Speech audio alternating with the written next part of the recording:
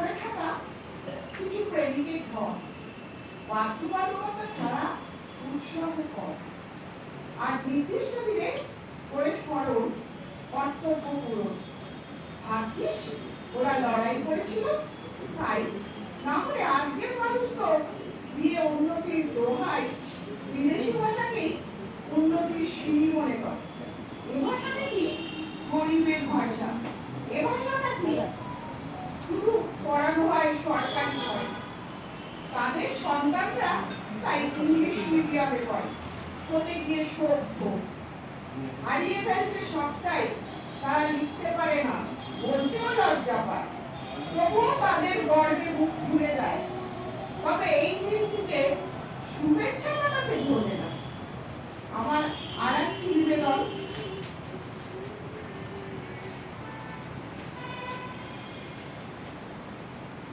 কবিতা ও sketch.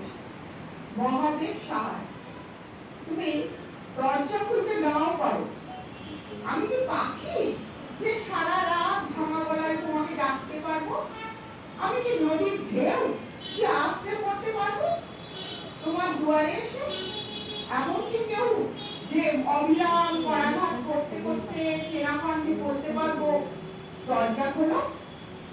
আমি তেমন কেউ নই, নদীর ঢেউ নই, রাতের পাখি নই, পুরনো প্রেমিক নই, যার মৃদু পরাঘাতে বিশ্বস্ত রাখে তুমি তৎক্ষণাৎ দরজা খুলে দেবে।